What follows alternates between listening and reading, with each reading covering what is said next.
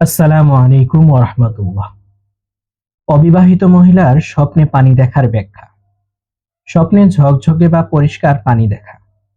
যদি কোনো অবিবাহিত মেয়ে স্বপ্নে ঝকঝকে ও স্বচ্ছ জল দেখে, এটি মঙ্গল, কল্যাণ, সুখ ও তৃপ্তি পাওয়ার ইঙ্গিত।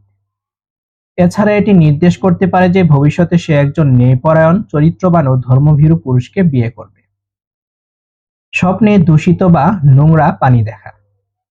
যদি স্বপ্নে পানিকে নোংরা, দূষিত বা অপবিত্র দেখা যায়, তবে এটি জীবনের কিছু সমস্যা, দুশ্চিন্তা বা মানসিক অশান্তির প্রতীক হতে পারে। বাগদত্তা হলে স্বপ্নে খারাপ জল দেখা। যদি বাগদত্তা কোনো মেয়ে স্বপ্নে খারাপ বা নোংরা পানি দেখে, তা ইঙ্গিত করে যে তার বাগদত্তার সাথে বড় মতবিরোধ হতে পারে এবং পরিস্থিতি খারাপ হলে বিচ্ছেদ পর্যন্তও ঘটতে পারে। স্বপ্নে বিশুদ্ধ ও শান্ত পানি দেখা।